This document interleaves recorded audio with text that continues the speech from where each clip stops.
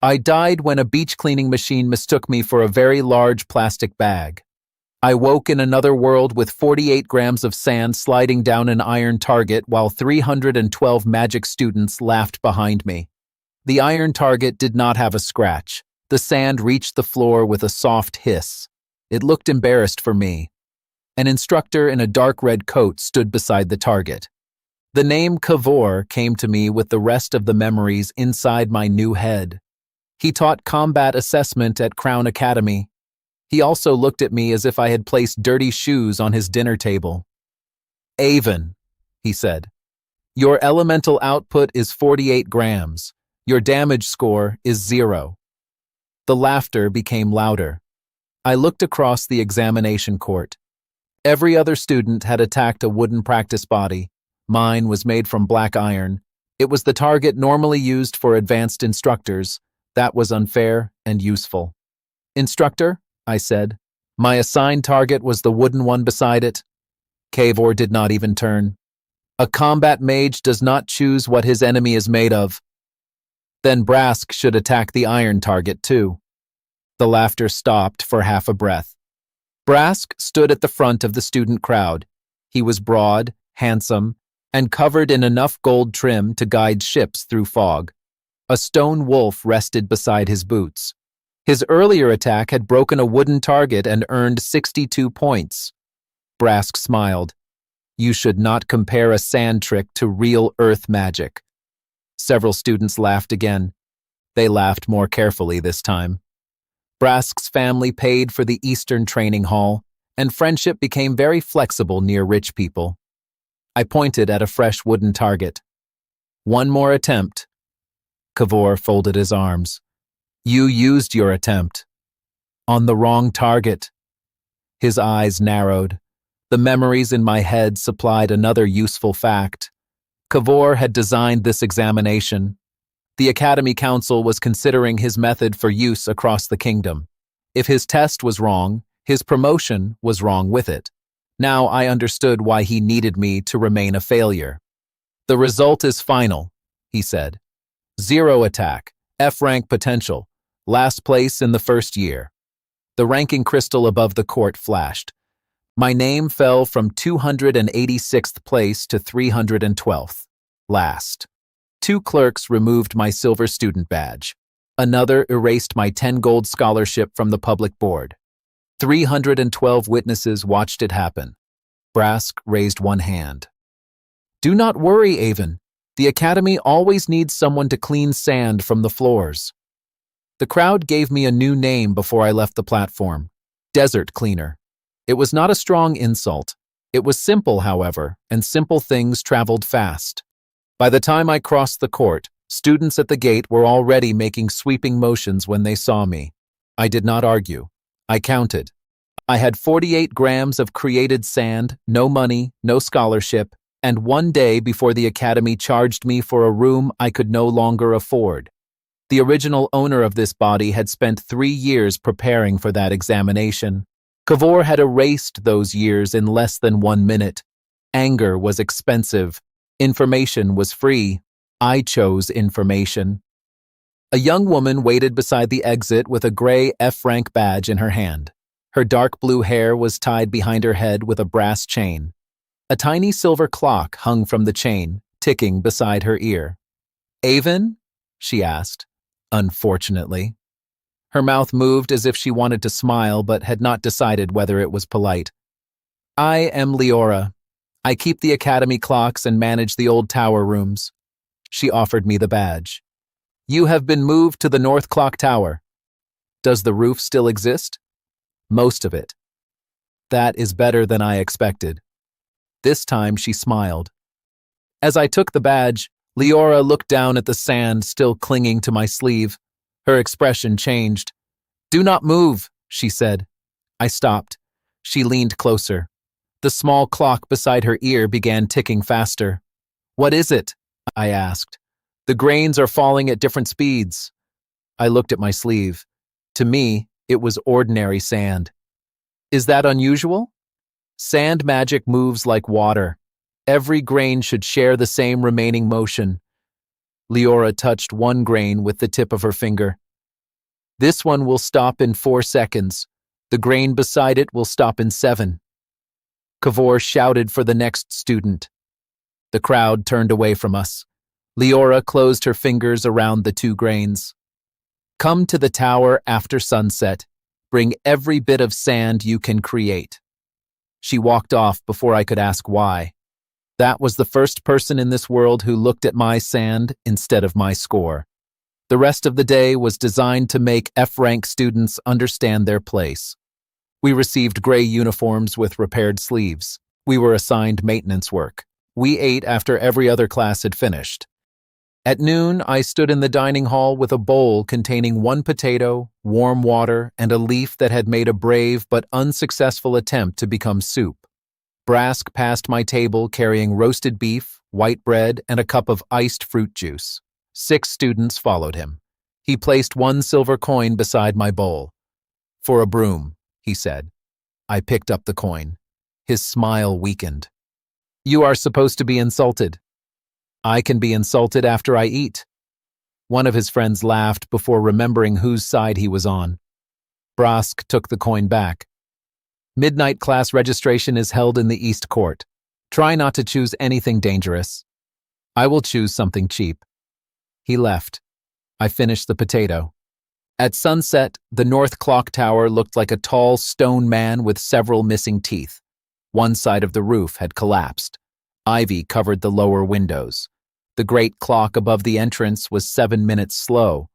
Leora was waiting inside a workshop filled with gears, springs, and the clean smell of lamp oil. A small stove burned in the corner. 4 copper clocks ticked on one wall. None showed the same time. Are they broken? I asked. No, they measure different things. That answer created more questions than it removed. She cleared a workbench. I placed my hand above it and used the only spell the body remembered. Sand creation. Mana moved through my palm. A thin stream fell onto the wood. After 5 casts, I had 240 grams. My mana was empty, and the pile was still small enough to fit inside a soup bowl. Leora watched the silver clock beside her ear. Every cast produced exactly 48 grams, she said. That is low, but unusually stable. The Academy measured low and stopped listening. The Academy likes large explosions. They are easy to grade. So are falling buildings. She gave me another almost smile. Midnight came. Bells rang across the Academy. A calm voice spoke inside my head. Every awakened student received 3 class paths. My choices were ready. The first was Emperor of Sand. It carried B-rank growth and would multiply my output by 10. The second was Desert Caller. It carried C-rank growth and could form 2 powerful beasts from a single mass of sand. The third was Keeper of the Great Hour. Its attack bonus was 0. Its public grade was F. Its growth could not be measured. Then the voice spoke one final sentence. 1 grain could hold 1 order. I read the meaning twice in my mind. An emperor would give me more weak sand.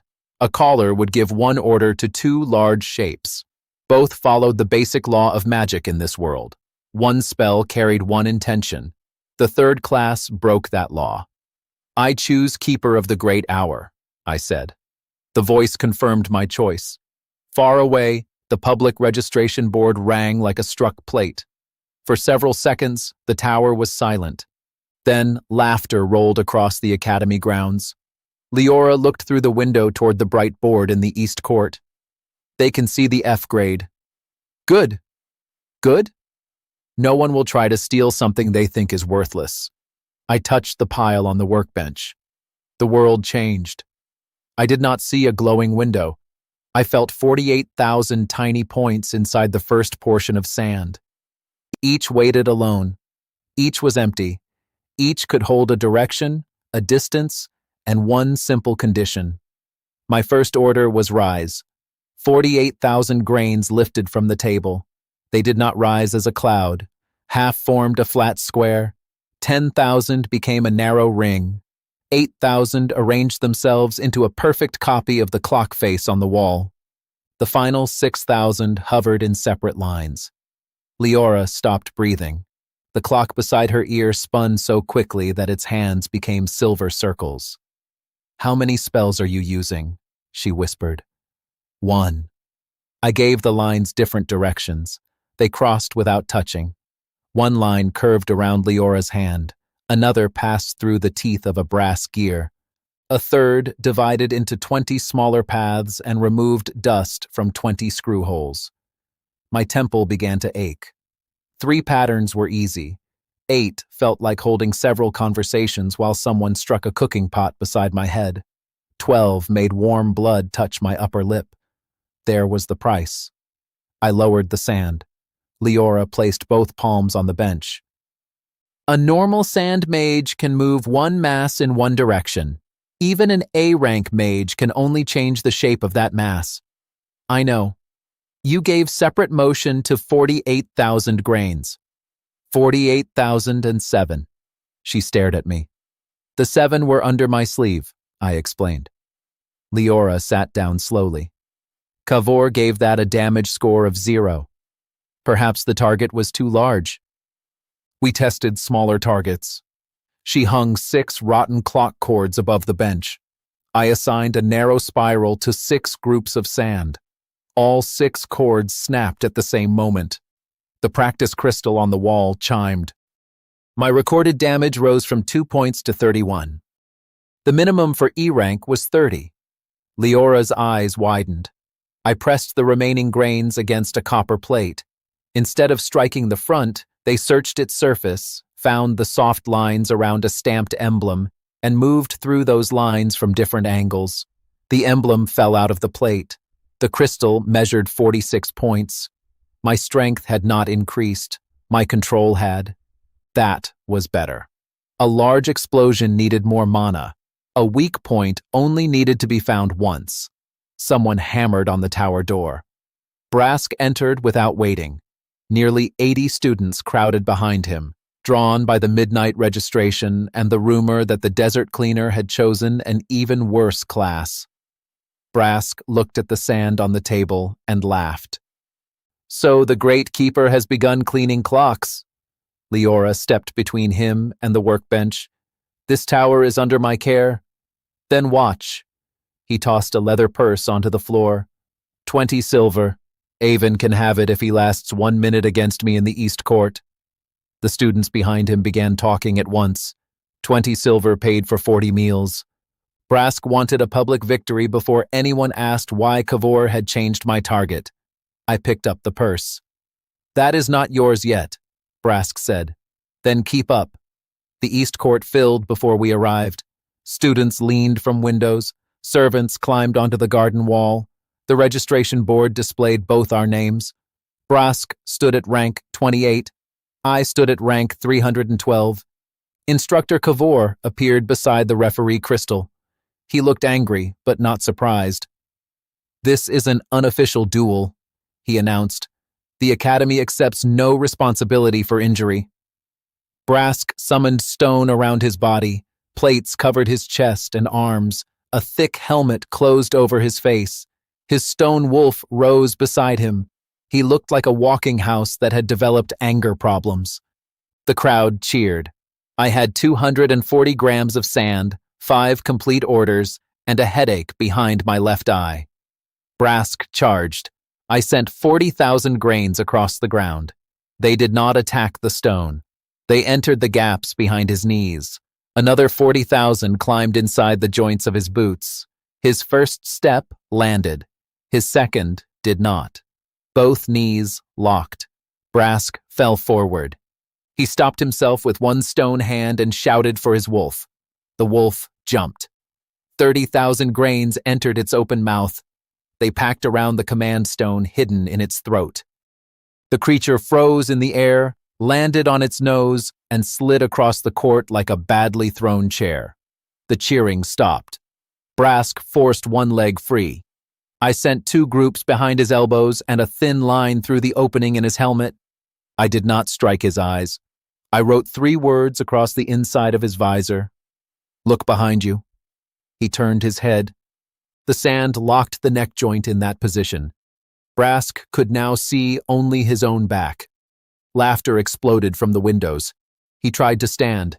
The independent grains moved in opposite directions inside his knee plates. His armor forced him down again.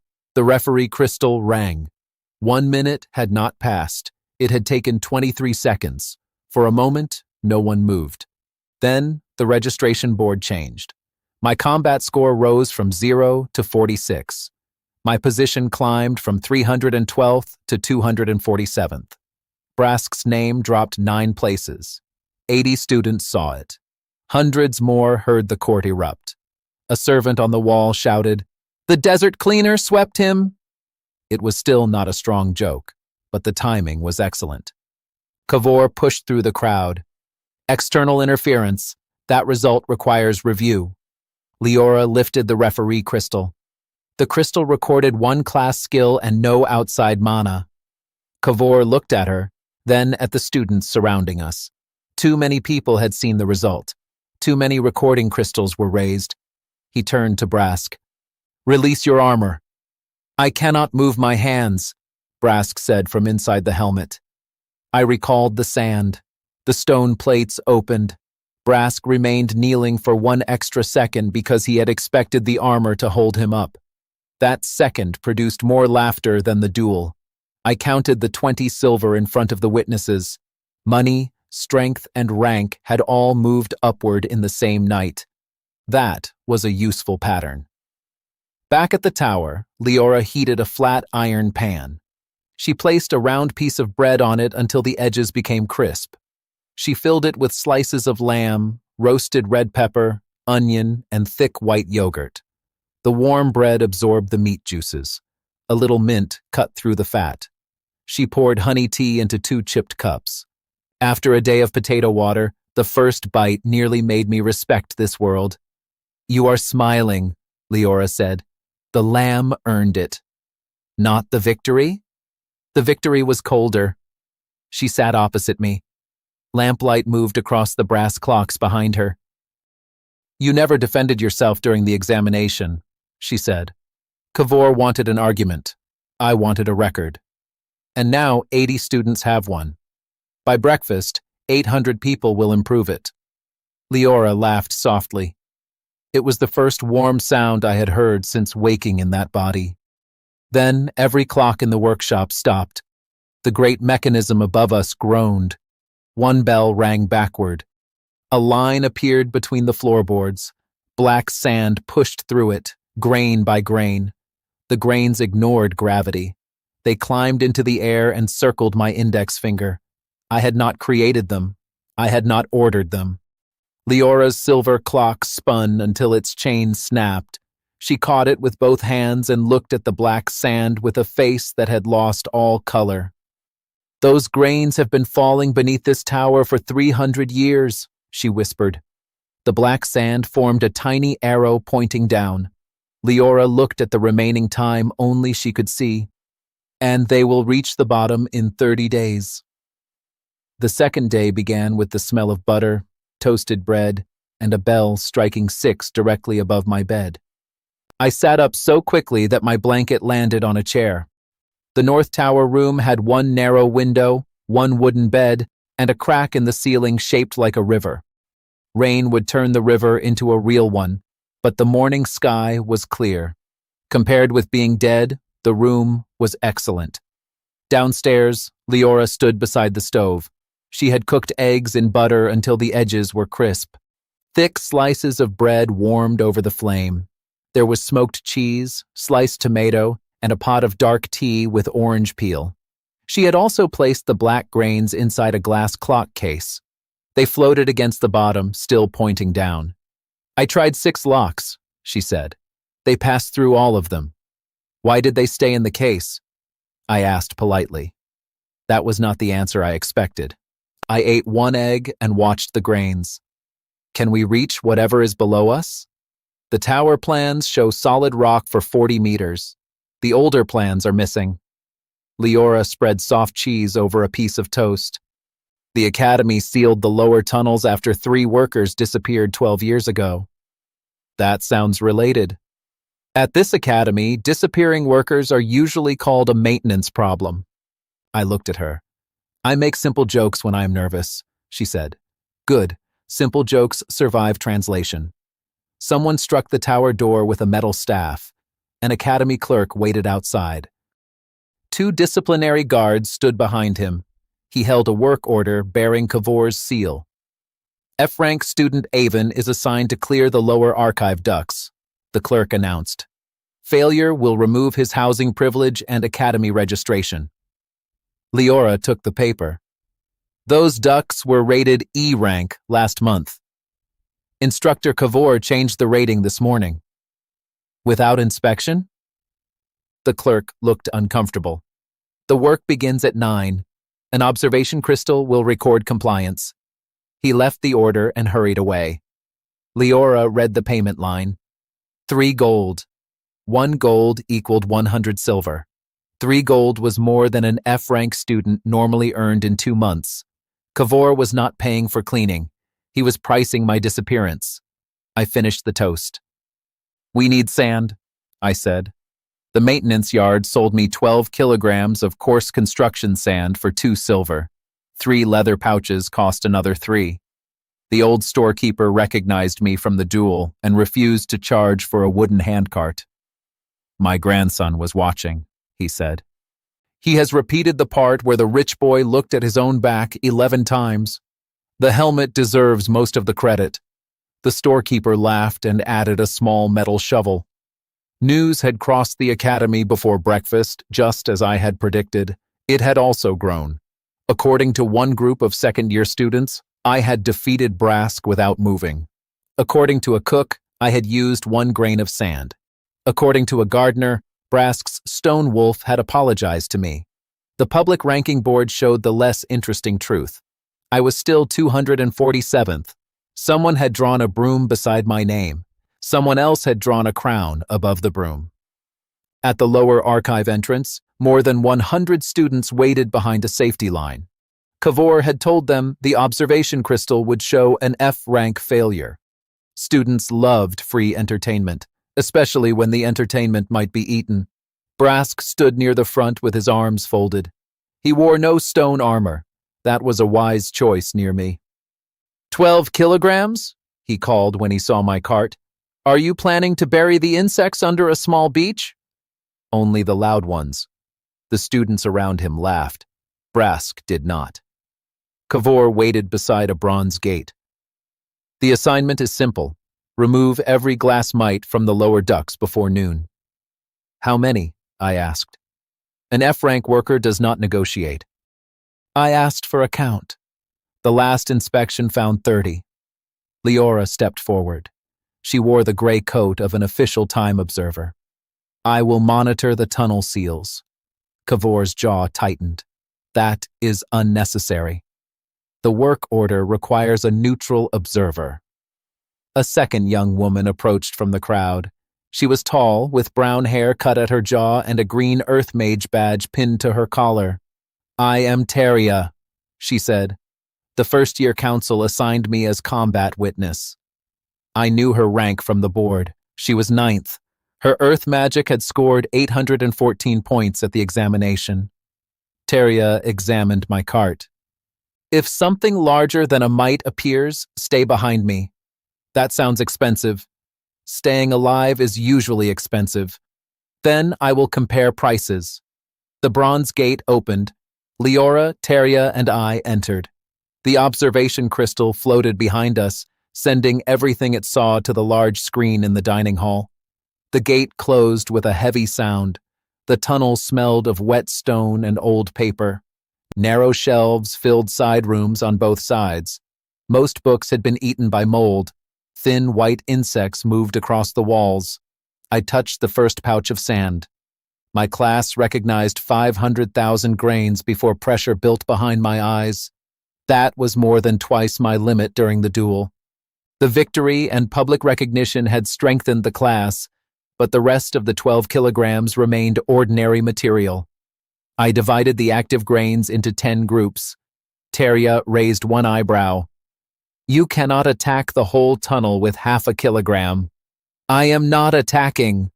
I ordered each grain in the first group to move forward until it touched something warmer than the floor. Then it had to return by the path it had traveled. The grains flowed into cracks, under shelves, and through holes too narrow for fingers. I released direct control. They kept moving. I stopped walking. Leora's clock began to spin. The grains had retained their orders. That was the first hidden consequence of my class. I did not need to guide every path after giving it. A grain could remember one simple command until it left my range or completed its task. Teria watched lines of sand vanish into the walls. They are still using magic. No, Leora said. The spell ended. The orders did not. The first grains returned. I let them arrange themselves on the floor according to the distance they had traveled. Within 2 minutes, a map appeared at my feet. 30 small circles marked warm insect nests. A 31st circle appeared far below us. It was wider than my body. Teria crouched beside the map. That is not a glass mite. The observation crystal moved closer. In the dining hall above, more than 400 students saw the same circle.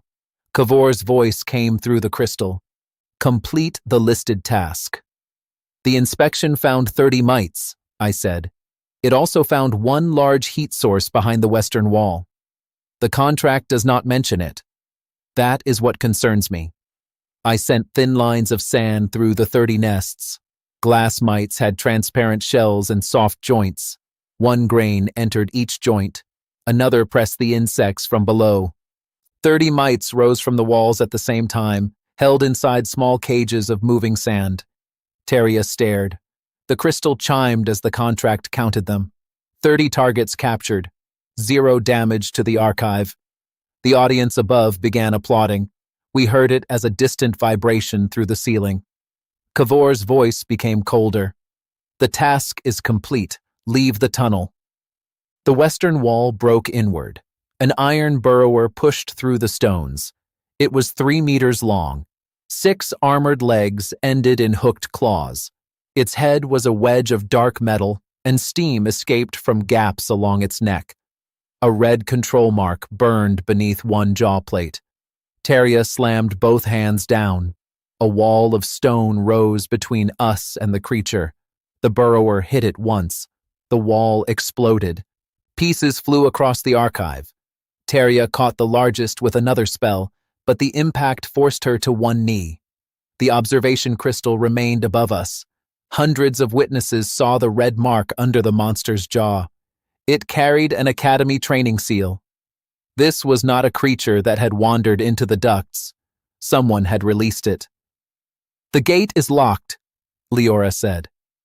I heard students shouting through the crystal. Kavor ordered them to remain behind the safety line. Teria formed stone around both arms. Its armor is rated B. My strongest strike might turn it once. How long can you hold it? 10 seconds. Give me 12. That is not how 10 works. Today it is. She charged. Stone fists struck the burrower's head. The creature turned toward her. Its front claws tore grooves through the floor. I sent 200,000 grains beneath it. They did not push. They watched. Every leg had 5 moving joints. Every armor plate lifted slightly when the creature twisted. Steam escaped through 12 narrow vents. I assigned separate grains to each gap and waited for the next step. The burrower raised its right front leg. Sand entered the exposed joint. It raised another. More sand entered. Teria survived the 10th second, then the 11th. On the 12th, the creature struck her stone guard and threw her into a shelf. Leora pulled her clear before the shelf fell. The burrower turned toward them. I closed my hand. 200,000 independent orders changed from enter to lock. The sand inside the joints pushed in opposite directions. Some grains became wedges. Others spun between metal surfaces. 6 legs stopped at 6 different angles. The monster crashed onto its belly. Its head continued moving. The red control mark brightened. Steam poured from the neck vents. I sent the remaining grains through those vents. They followed the heat to a crystal engine inside the chest. I could not break the engine. I did not need to. 50,000 grains arranged themselves around its moving gears. Half spun left, half spun right. The gears seized. The red mark went dark. Silence filled the tunnel. Then the observation crystal announced a combat score of 108. The dining hall above erupted. The sound came through the crystal so loudly that the glass mites shook inside their cages. Teria pushed a broken shelf off her legs. You stopped a bee-armored creature with half a kilogram of sand. The creature stopped itself. I chose where. Leora checked the cut on Teria's forehead, then looked at me. Your range reached 20 meters. My head felt as if 20 small hammers were working inside it. Blood ran from one nostril. My hands trembled. The cost had grown with the result. Still, 500,000 grains returned to my pouches when I called them. The gate opened. The court outside was no longer an audience waiting for failure. Students crowded around the safety line, shouting questions. A group of F-rank workers raised their gray badges. Even several instructors had come from the dining hall. Brask stood near the gate with his mouth slightly open. The desert cleaner killed it, someone shouted. He did not kill it, another answered. He turned it off. With dust. It was sand. That is organized dust. The argument spread faster than the facts. Kavor pushed through the students. The use of purchased material invalidates the combat score. The cheering faded. I held up the work order. Tools are permitted. A weapon is not a tool. Leora took the metal shovel from my cart and placed it in his hand. Then explain why the academy sold him the sand from its maintenance yard. Teria stepped beside us. Blood still marked her forehead. The burrower carried an academy control seal. I request a public investigation into who released it. Every recording crystal turned toward Kavor. His face changed. He could cancel my score, or he could avoid answering Teria. He could not do both in front of that crowd. The contract stands, he said through his teeth. The payment crystal released 3 gold coins into my hand. The monster core legally belonged to the worker who cleared the danger. An academy merchant offered 2 gold. The old storekeeper shouted 3 from the back of the crowd. The merchant raised his offer to 3 before I could answer. 6 gold and 15 silver now rested in my pouch. The ranking board rang. My name rose from 247th to 160th. The broom drawing beside it remained. Someone added 6 armored legs. Kavor walked away while the crowd watched him. No one applauded the instructor. That silence hurt him more than laughter would have. We returned to the tunnel after the guards removed the burrower. Teria insisted on coming. Behind the broken western wall, my scouting grains had found a staircase descending into darkness. At the bottom stood a door made from one piece of black stone. Its surface showed 7 hourglasses around the outline of a city. The black grains from Leora's clock case passed through her coat, flew down the stairs, and entered a narrow hole in the door. The stone opened 1 finger's width. Cold air moved through the gap. For one moment, I heard an enormous amount of sand falling somewhere far below.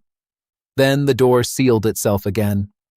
Words appeared in fresh dust on the floor. The keeper must reach the first gate. Teria read them twice. What keeper? Leora and I looked at each other. Before either of us answered, every message crystal in the academy began ringing. Kavor's voice filled the tunnel. By order of the combat faculty, Avon will enter tomorrow's elimination match. His opponent will be Teria. The loser will forfeit rank, scholarship, and academy registration. Teria's face became still. The public board above us displayed the difference between us. My score was 108. Hers was 814. Then the sealed door spoke in a voice only the 3 of us could hear. One of you will be needed alive. On the 3rd morning, Teria sat at the tower kitchen table and held a buttered roll as if it had personally betrayed her. Leora had made a thick breakfast porridge with cream, cinnamon, and pieces of baked apple. Warm rolls rested beneath a cloth. There were boiled eggs, salted butter, and a small dish of berry jam. No one had touched the jam. My scholarship supports my mother and 2 younger brothers, Teria said. If I refuse the match, Kavor will remove it before noon. If you win, he removes me, I said. Yes. Then we should not refuse. She put down the roll. You heard the scores. Mine is 814. Your score breaks large objects. That is generally useful in combat. Mine finds small spaces. Also useful, but less comforting when I am sitting this close. I ate a spoonful of porridge. The baked apple was soft and sharp beneath the cream. Fight seriously. If Kavor wants a public result, we will give him one he cannot control. Leora placed the black grains in the center of the table. They had arranged themselves into 2 thin circles. The door said one of you would be needed alive, she said. It did not say the other had to die. Ancient doors are famous for careful language, I said. Teria looked from me to Leora. Is this how both of you handle danger? Only before tea, Leora said. Someone knocked. Brask stood outside alone. He wore a plain training coat without gold trim. A bruise remained across one cheek from the helmet joint. Kavor changed the arena barriers last night, he said. Teria stood. How do you know? My family funded them. He asked our steward for the control key. Brask looked at me rather than her. He promised my father your place in the elite class after you failed. If you win today, people will ask why he made that promise. So you came to help? I asked. I came because I do not like being used. It was not an apology, but information had greater value. How many barriers? I asked. 4 around the field, 1 beneath it. The lower one opens the beast cages. Teria's hand tightened around the back of her chair. Can you prove he took the key? Leora asked. Brask placed a receipt on the table. Kavor's seal appeared beneath the time and inventory number. This proves he borrowed it, Brask said. Not what he plans to do. Then we will let the observation crystals prove the rest, I said. At 8, I spent 1 gold on a wagon of washed river sand. The merchant delivered 120 kilograms to the arena gate. Only 12 kilograms could answer me at once, but unused material was not wasted. It was ammunition waiting for space in my mind. The merchant looked at the academy board and then at me. Should I charge more after you win? You should charge less if you want me to return. He considered this. I respect that answer and dislike it. By 10, 3,000 spectators filled the seats. Students raised broom banners for me and an Earth faculty banner for Teria. The betting board gave Teria odds of 12-1. My name had begun at 50-1. After the river sand arrived, it moved to 30. Kavor stood in the central judge's place. He wore his formal red coat and the expression of a man who had already written the result. This elimination match will end when one contestant yields or cannot continue, he announced. The loser will surrender rank, scholarship, and registration. The crowd murmured. Teria entered from the south gate. I entered from the north. We met in the center. Do not hold back, she said quietly. I was going to say the same. My version was more threatening. You have larger fists. The signal bell rang. Teria stamped once. 6 stone pillars burst from the ground beneath me.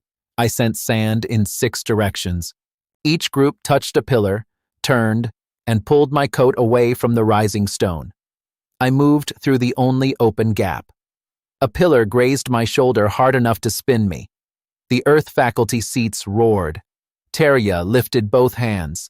The 6 pillars bent toward me like the fingers of a giant hand. I divided 12 kilograms of active sand into 4 hollow shapes. They were copies of the iron burrower from the tunnels. They had 6 legs, wedge-shaped heads, and shells no thicker than a finger. Every grain carried a simple piece of motion. One group lifted, another pushed, another replaced grains knocked loose from the surface. 4 sand creatures ran in 4 directions. The arena went silent. The first burrower climbed a pillar. The second passed beneath Terria's left arm. The third circled behind her. The fourth came directly at her boots. She struck the ground. A wave of stone crossed the arena. All 4 constructs broke apart. The Earth faculty students jumped to their feet. Then every grain reversed direction. The broken clouds reformed behind Teria. The broom banners rose across the opposite seats. "They are not summons," Leora said from the observer platform. Her voice carried through the crystals. "Destroying the shape does not remove the orders." That was the second consequence of independent grains. A normal summoned creature had one magical core. Break the core, and the body collapsed. My constructs had no central core. Every grain was a tiny part of the mindless machine. Teria understood before the crowd did. She stopped attacking the creatures and attacked me. Stone armor covered her arms and legs. She crossed 20 meters in 3 steps. Her fist passed through a wall of sand and struck my guard. Pain ran from my wrist to my shoulder. I flew backward, hit the ground, and rolled. My control broke for half a second. Half a second was enough. Teria raised a stone cage around me. Bars closed above my head. The audience counted aloud as she approached. 3, 2, 1. I sent 1 grain through the keyhole-sized gap beneath each bar. The grains outside still held their old orders. 4 hollow burrowers struck the cage from 4 sides, not to break it, to turn it. The cage rolled across the arena. Teria jumped aside as several tons of stone passed her like a square wheel. The crowd made one enormous sound. I released the bars from the inside and stepped out while the cage continued rolling toward the wall. "That was new," Teria said. "It was also unpleasant." We attacked at the same time. She broke 2 constructs with her fists. I sent the third around her ankles. She raised a stone platform beneath herself. I covered the platform with a thin layer of sand. Earth mages drew fine control through direct contact with solid ground. 1 finger of moving sand was enough to interrupt that contact. Teria's next wall rose at an angle. Her eyes widened. The 4th construct opened beneath her like a net. 5 million grains climbed around the stone armor on her boots, knees, and wrists. They did not crush. They moved in opposite directions and held every joint at the limit before pain. Teria tried to summon another pillar. The thin sand layer beneath her shifted again. Nothing happened. 1 narrow line of grains stopped a finger's width from the front of her throat. The judge crystal rang. "Yield," Kavor ordered her. Teria looked at the sand, then at me. I yield. The arena became quiet for a breath. Then 3,000 people stood. The Earth students were the first to applaud. Their banner remained raised for Teria, but many turned it toward me as well. The broom banners shook above the north seats. My name rolled around the arena until the stone under my boots seemed to answer. The score crystal climbed. 108 became 612. My rank moved from 160th to 32nd. Teria's name began to disappear from the scholarship board. I kept the sand around her armor. "The match is over," Kavor said. "Release the loser." "Not yet." He leaned toward the voice crystal. "You will obey the judge." I looked at the receipt Brask had given Leora. She stood on the observer platform with one hand resting beside the barrier controls. "The lower gate is open," she said. Kavor's face changed. The floor beneath Teria split. A red maw beast climbed from the cage below. It was larger than the iron burrower. 2 powerful rear legs pushed a body covered in bone plates. Its mouth opened across most of its head. Rings of teeth turned inside one another. A black academy collar circled its neck. The beast rose directly behind Teria.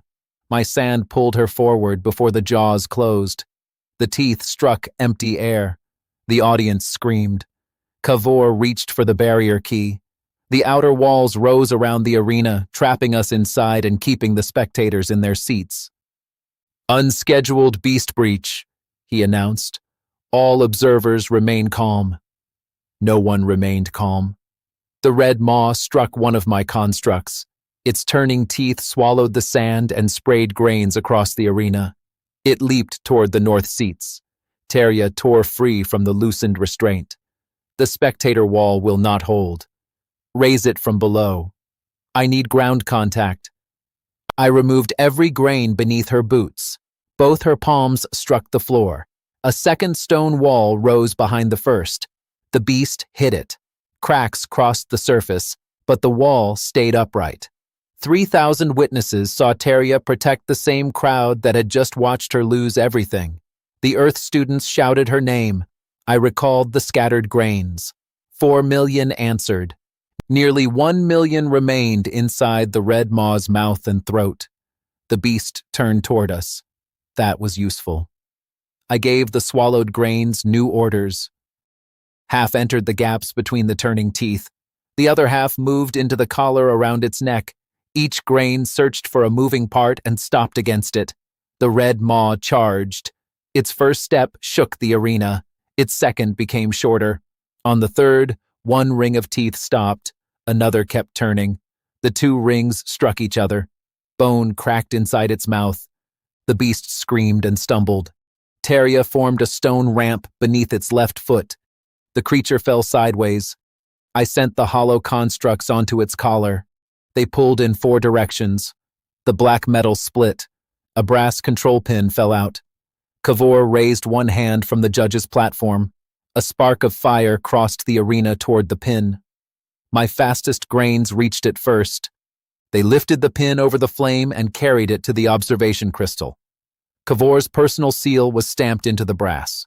Every screen in the academy showed it. The red maw tried to stand.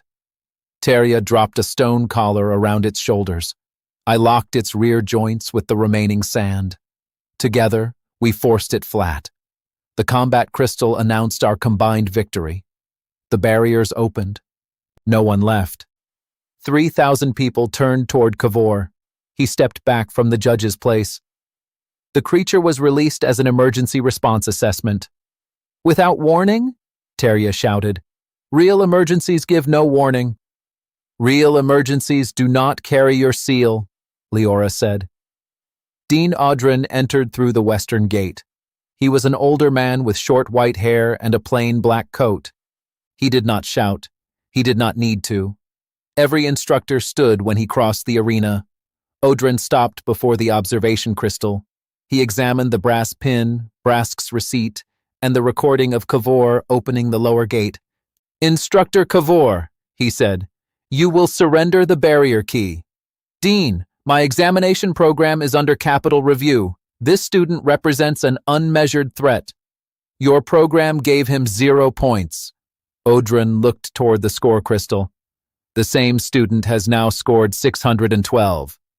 Laughter moved through the seats. Kavor's face reddened. You changed his target. Audrin continued. You released 2 controlled beasts. You attempted to destroy evidence in front of 3,000 witnesses. The dean held out his hand. Kavor did not move. I sent a thin stream of sand around the barrier key at his belt. It pulled the key free and carried it to Audrin. The crowd laughed again. Kavor tried to step down from the platform. 4 hollow sand hands lifted from the arena floor and formed a chair behind him. A 5th pressed gently against his chest. He sat. The laughter became a roar. I did not keep him there. 1 second was enough for every recording crystal. Audrin removed Kavor's red instructor badge. You are suspended pending a public inquiry. You are protecting a forbidden class, Kavor said. That was the first time anyone had used that word. Audrin looked at me, then at the crowd. Correct the scholarship record. Both contestants remain enrolled. Award the victory purse to the students who stopped the breach. The board restored Teria's name. The Earth faculty seats shook with cheers. 25 gold entered my account. After the wagon purchase, I owned 30 gold and 15 silver. Teria received the same danger payment. My ranking stayed at 32nd, but a gold mark appeared beside it for protecting the public. Before that morning, students had stepped away from my gray F-rank badge. When I crossed the arena now, they reached out to touch it. The broom symbol appeared on hundreds of new banners by sunset. Some had crowns. One had 6 legs and teeth. It looked like a refrigerator that had decided to hunt people, but the student carrying it seemed proud. That evening, the tower kitchen held 4 bowls instead of 2. Leora cooked beef slowly with onion, black pepper, and dark broth until it fell apart under a spoon. Teria brought roasted carrots and potatoes glazed with butter. Brask left a basket of soft rolls at the door and disappeared before anyone could invite him inside. We ate the rolls anyway. The meat was rich. The potatoes had crisp edges and soft centers. Leora opened a small apple tart she had been saving for the end of term. Warm fruit and cinnamon filled the room. Teria ate 2 slices and then looked embarrassed. "You fought a red maw," Leora said. "The tart will survive." Teria pointed her fork at me. "Your constructs copied the burrower's movement after seeing it once. The grains copied separate parts. The shape was only a shell. How many can you control now?" 5 million grains, 12 complex patterns, 50 meters. And the cost? I touched the bandage Leora had tied around my temple. "This." Leora moved my hand away and tightened the knot. Her fingers were cool. For a moment, the clocks behind her became the quietest things in the room. "Your remaining time still looks wrong," she said softly. "How wrong? Everyone has a line. Yours begins 3 days ago." That was the moment I knew she could see that I did not belong in this body. She did not ask for an explanation. That was the moment I began to trust her. The academy bell struck 9. Another bell answered from the front gate. It was deeper than any academy bell. We went to the window. 40 riders in black armor entered the central court. Silver hourglasses marked their cloaks. Students gathered along every balcony while Dean Audrin descended the main steps to meet them. The man at the front removed his helmet. He had gray eyes, a narrow face, and the silver seal of a capital inspector at his throat. "I am Sevran of the Imperial Office of Hours," he announced. His voice carried through every message crystal. "The class called Keeper of the Great Hour was forbidden 300 years ago." His gaze moved across the tower windows and found me. "At sunrise, Avon will surrender his class core for removal." The black grains on our kitchen table rose like a frightened swarm. Severin looked toward the tower floor. For the first time, the Capitol inspector lost his calm. "The buried clock has already found him," he said. The 4th day began before sunrise, with 40 Imperial riders surrounding my damaged clock tower and Leora making pancakes. The situation was serious. The pancakes were round, golden, and covered in warm honey. I respected both facts. Teria fried thin slices of sausage beside the stove. Audrin stood near the window, reading the order Sevran had delivered. Brask carried plates because no one trusted him near the pan. "The Office of Hours can remove an unstable class," Audrin said. "They must first prove that the class threatens the public." "Kavor tried that yesterday," Teria said. "Kavor was less organized." Outside, Imperial guards tested the tower doors. Black sand followed their boots from beneath the floor, making them step carefully. Brask placed a pancake before me. "I heard class removal feels like pulling a tree through the back of your head." Leora took the plate from him. "Your talent for comfort remains 0. She added butter and honey, then placed it back in front of me. The pancake was soft in the center and crisp at the edge. The honey tasted of orange flowers. The sausage was salty and hot enough to wake every part of me that the Imperial Order had missed. "What is the legal alternative?" I asked. Audrin lowered the paper. "A public class trial. You demonstrate control against an Imperial assessment squad. If you win, the office must recognize the class until a higher court reviews it. If I lose, they remove the core." Brask stopped eating. "How many people in the squad?" I asked. 12, That seems generous. Odrin stared at me. They brought extra witnesses, I explained. Leora did not smile. She moved behind my chair and tied a narrow brass chain around my wrist. A tiny clock hung from it. This measures your remaining focus, she said. When the small hand reaches the red mark, stop giving new orders. What happens after the red mark? You stop being able to tell your thoughts from the grains. That would make breakfast difficult. Her fingers closed around my wrist. Avon. I met her eyes. I will stop, I said. She knew it was a promise with conditions. She accepted it anyway. At sunrise, we walked into the central court. Severin waited beneath the public ranking board. His 40 guards formed 2 black lines behind him. Hundreds of students watched from the balconies. Many still wore sleeping clothes under their academy coats. Severin held a silver instrument shaped like 2 connected bowls. Keeper of the Great Hour is not a combat class. It is a control key for sealed Imperial devices. Then why is its attack grade F? I asked. To prevent people from choosing it. That worked well. A few students laughed. Severin ignored them. Surrender the class willingly, he said. The capital will pay you 1,000 gold. You will receive an estate and a protected position in the office. The court became silent. 1,000 gold was more than most instructors earned in 20 years. Brask's eyes widened. Odrin's expression did not change. If I accept, I said, what happens to the black sand beneath the tower? That matter is not your responsibility. It came to my room. It disagrees. The grains rose through cracks around Severin's boots. His guards drew their weapons. Severin did not step back. The buried mechanism protects the capital. You lack the knowledge to touch it safely. Then teach me. That knowledge belongs to the office. So does the problem, yet it lives under our kitchen. This time, the laughter came from every balcony. Severin's offer had been made in public. So was my refusal. I request the class trial, I said. Odrin placed his dean's seal beside mine. Before Severin could answer, horns sounded at the academy gate. A carriage covered in pale blue cloth entered the court. 6 desert riders surrounded it. A young woman stepped down wearing a white traveling coat over light bronze armor. Her dark hair was braided with pieces of amber. Severin's eyes narrowed. Princess Zaira. Inspector. She looked at the black sand circling my boots. My kingdom received the Academy broadcast yesterday. The old treaty grants us observer rights whenever a keeper is judged. That treaty expired.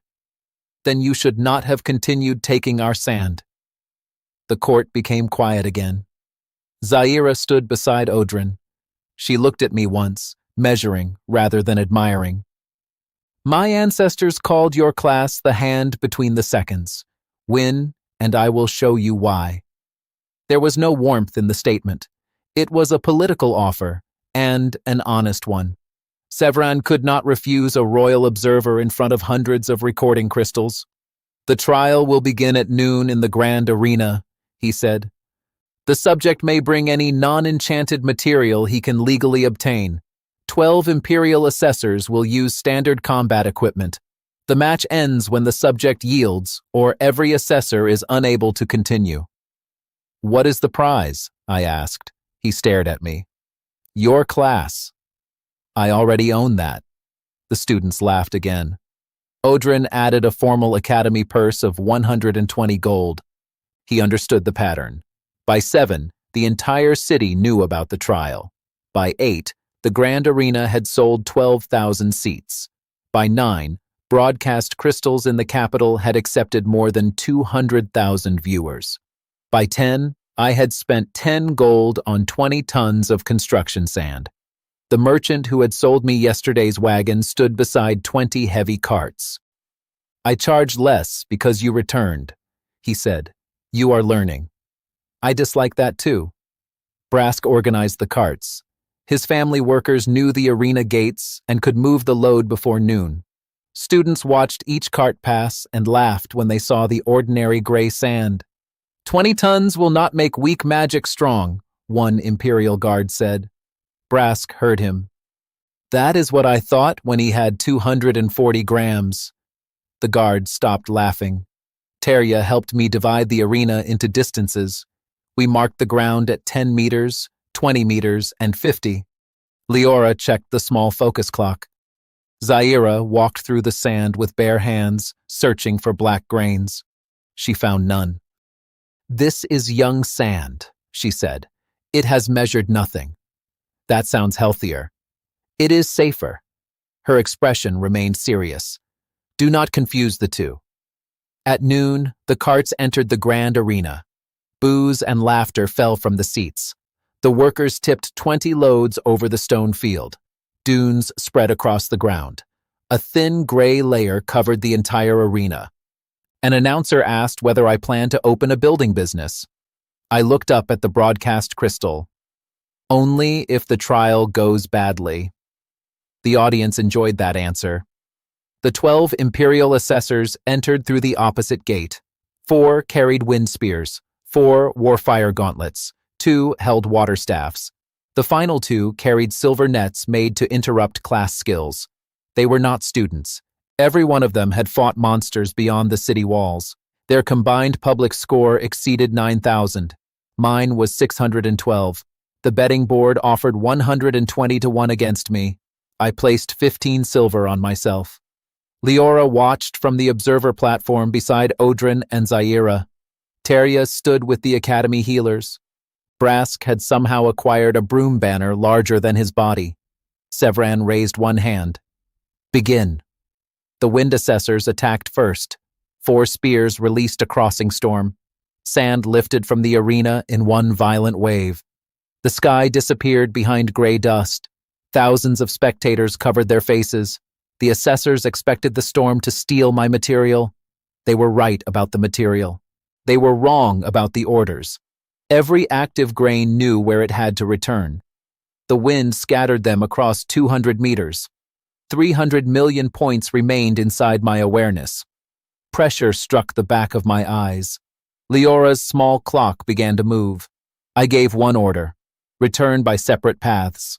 The storm changed direction. Not as one cloud. It divided into millions of thin streams. They curved around the wind spears, passed beneath armor, and crossed without collision. The 4 assessors vanished inside spirals of their own attack. The audience stopped laughing. Fire followed. 4 red waves crossed the arena. The closest sand melted into bright glass. Nearly 20 million grains became useless in one breath.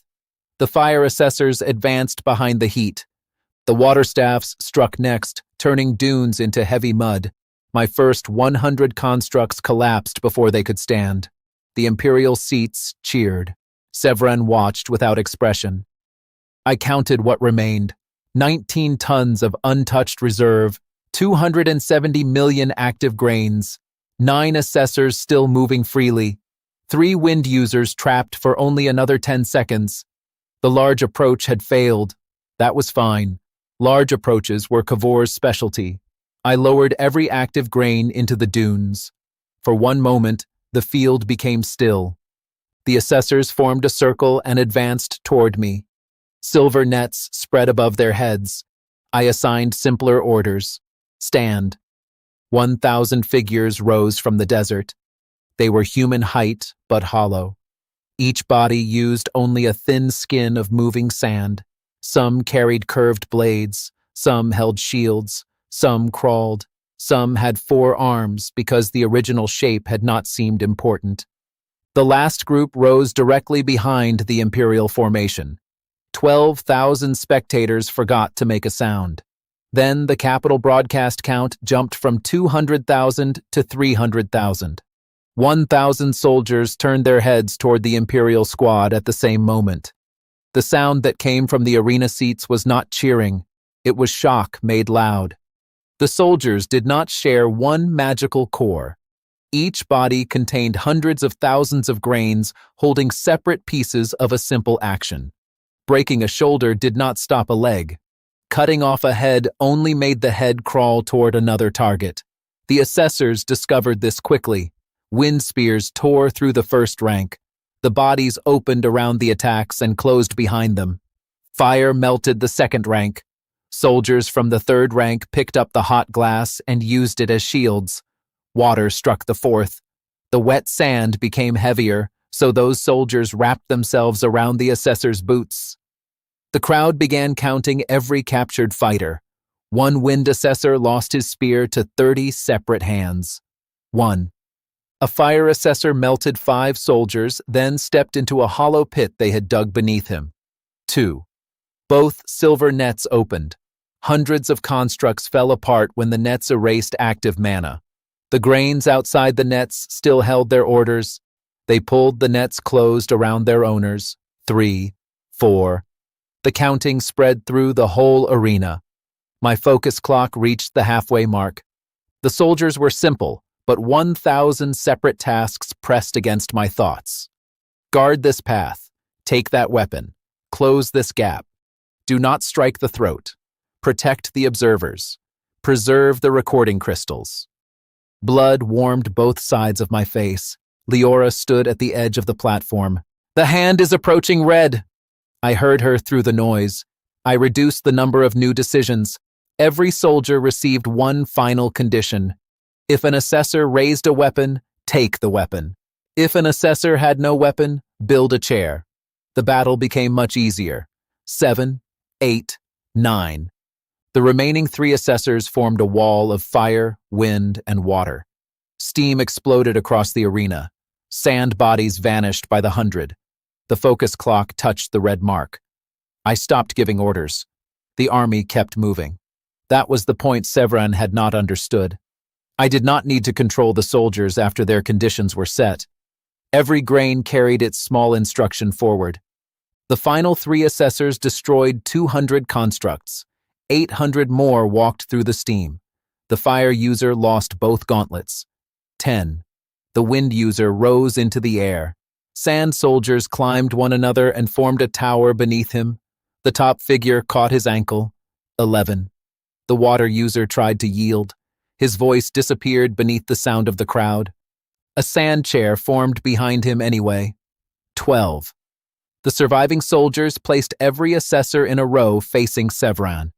They built 12 high-backed chairs and folded the captured hands across 12 armored chests.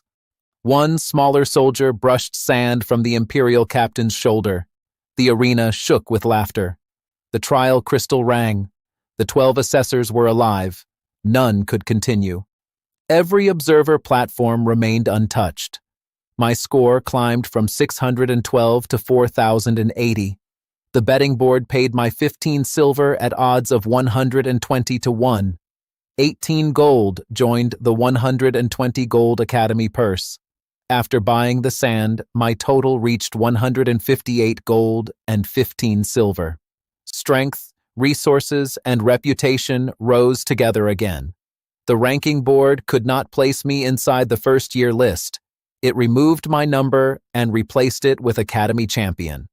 12,000 people saw the words appear. More than 300,000 saw them through the broadcast. Brask waved the enormous broom banner until the pole broke. Teria shouted with the Earth students. Odrin applauded once, slowly, and the instructors followed him. Leora did not cheer. She watched the blood on my face and held the focus clock in both hands. I recalled the nearest sand and let the rest fall. Severin entered the arena. His assessors sat behind him in their sand chairs. He lifted the official trial seal. The Office of Hours recognizes Avon as the lawful holder of Keeper of the Great Hour, pending higher review. His voice was level, but every word cost him. The crowd repeated lawful holder until the phrase became a chant. I had not only defeated his squad, I had forced the institution to name me in front of the Capitol. Severin lowered the seal. You do not understand what you have awakened. You can explain after lunch. The first crack appeared beneath his feet. It crossed the arena from east to west. The remaining dunes began falling into it. Sand chairs, broken weapons, and imperial assessors slid toward the opening. My soldiers caught the chairs and carried them to safety. Teria raised stone walls around the spectators. Odrin ordered the gates opened. The entire center of the arena collapsed. Far below, a light appeared. It came from an hourglass taller than the Academy Tower. Its upper chamber was filled with black sand. The lower chamber held the glowing outline of a city. Every grain in the arena turned toward it. Every black grain below turned toward me. Zaira reached the edge of the broken floor. That is one of the 7 great hours. Sevran's calm finally broke. Get him away from it. The ancient sand began falling 10 times faster. Leora's silver clocks rang together. She looked down at the buried hourglass, then at the capital timer only she could see. The 30 days are gone, she said.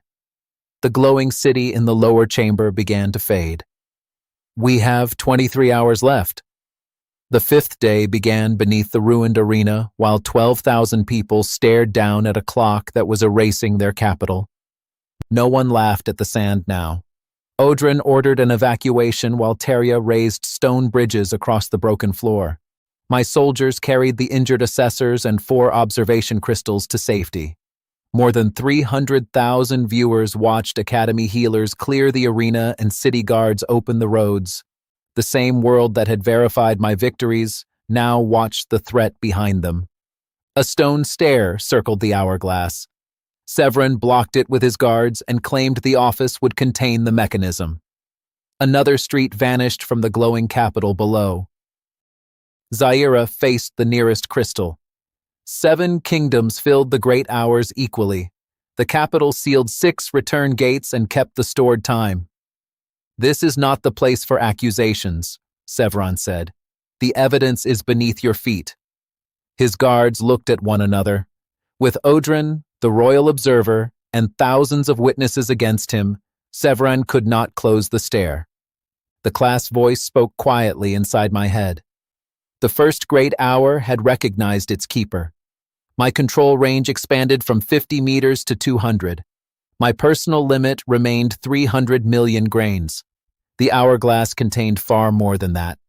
I felt the top chamber like a night sky filled with moving points. There were too many to count and too many to command at once.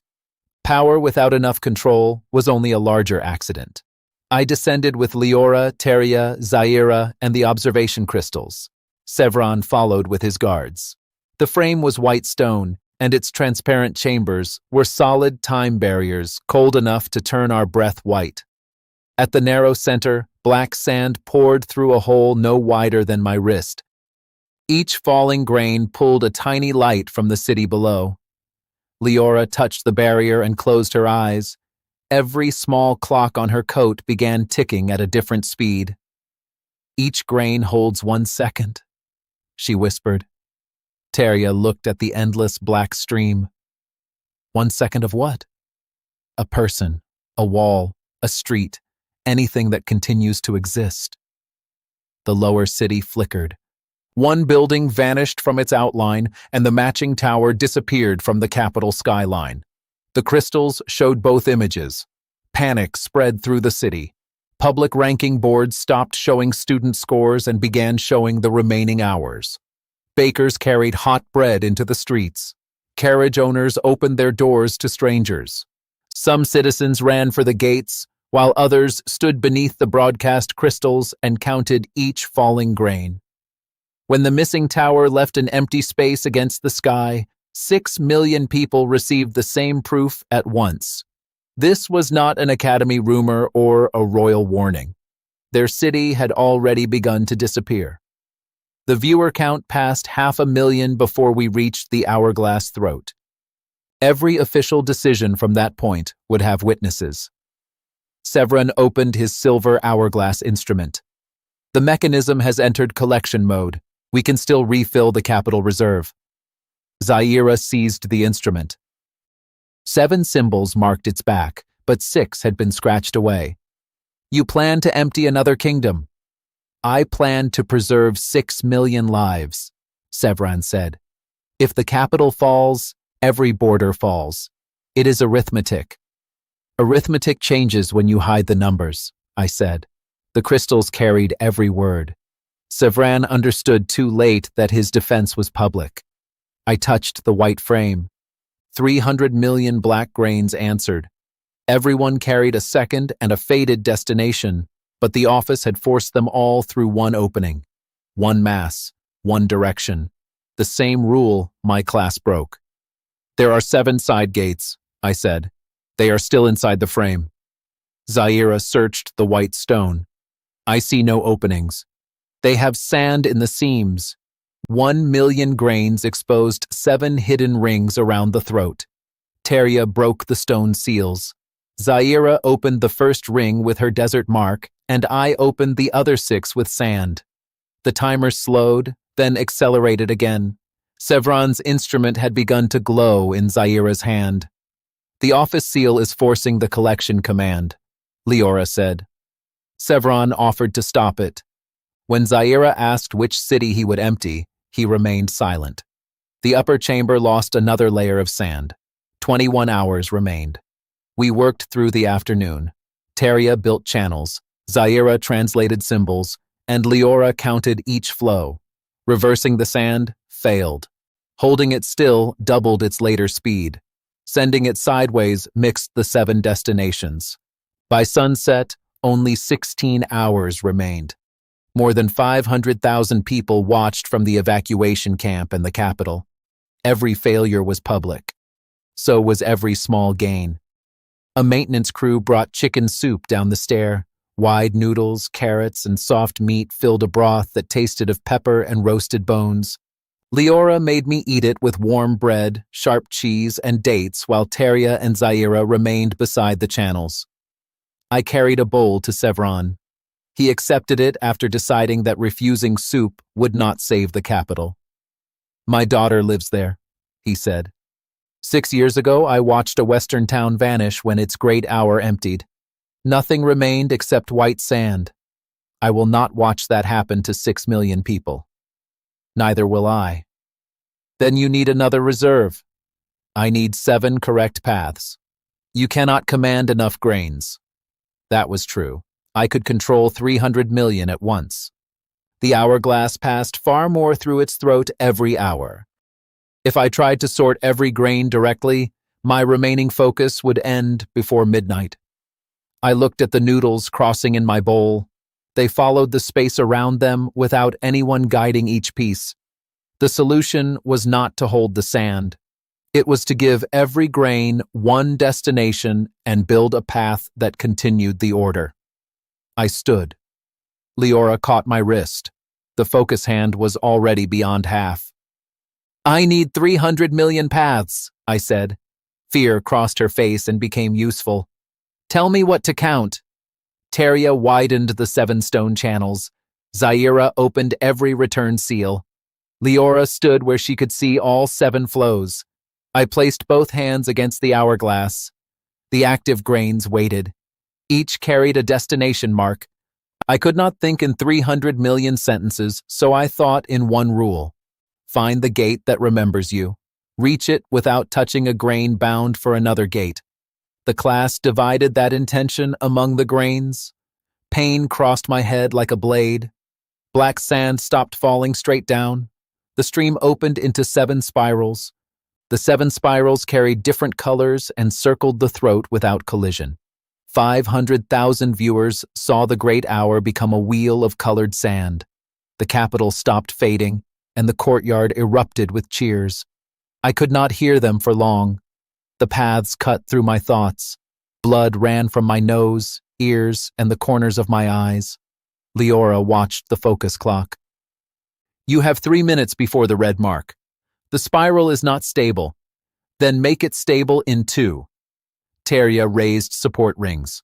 Zaira adjusted the gates while Leora called out errors in the 7 flows. I changed the paths. The 7 spirals tightened as 2 minutes became 1. The focus clock reached the red line. I stopped giving new orders. The sand continued moving. Each grain remembered. The first 300 million passed through their correct gates. The next layer entered the paths they had left behind. The spirals became a self-sustaining current around the hourglass throat. The capital timer stopped at 14 hours, then climbed to 16. The crowd above shouted every increase. The 7 gates were returning stolen seconds to their original reserves. Sevran looked at the glowing city. For one breath, relief crossed his face. Then the desert gate opened wider than the rest. Time began leaving the capital reserve and flowing toward Zaira's kingdom. Sevran moved. He seized the office instrument and pressed its seal into the frame. The capital gate widened while the desert spiral closed. 2 guards held Zaira back. "Our great hour will empty in 7 days," she shouted. "7 days gives the office time to act," Severin said. "You had 300 years." The whole country heard her. I could no longer give new orders without crossing the red mark. My vision had narrowed to a ring of light. Leora held my shoulders. "Your own remaining time has appeared," she whispered. "How much?" 4 minutes. That was not enough for another 300 million paths. It was enough for one small command. The instrument contained 47 trapped grains carrying its order. I had touched them before. They still recognized me. "Open," I said. The grains moved in 47 directions. Springs jumped, silver bowls split, and the control seal fell. All 7 gates opened as the arena exploded with sound. He reached for the seal. Ancient sand rose around his arm. The spiral already carried a condition.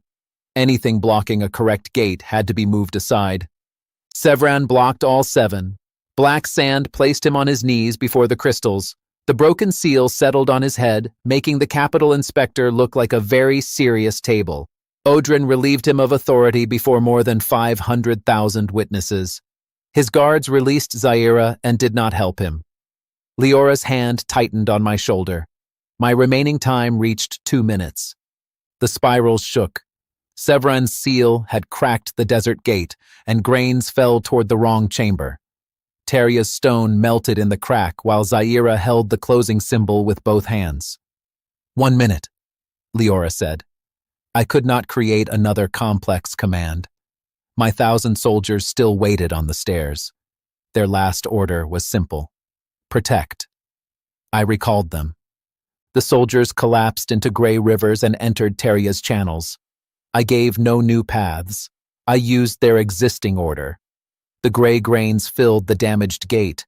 Each stopped against a different crack. They became a moving seal around Zaira's hands. The gold spiral stabilized. Leora's clock reached 0. My remaining time did not. It returned to a blank line. The great hour rang. The sound passed through every clock in the capital. The glowing city returned, and the vanished tower reappeared with one surprised guard still on its roof. All 7 reserves rose to 90 days. The spiral settled into a steady wheel, and the cheers of 12,000 witnesses reached us underground. I remembered Leora catching me. Then the floor became very comfortable. I woke near sunset in the tower kitchen. My head was wrapped in enough bandage to protect a small castle. Leora sat beside the bed with her hand around mine. She had fallen asleep in the chair. The brass focus clock rested between our fingers.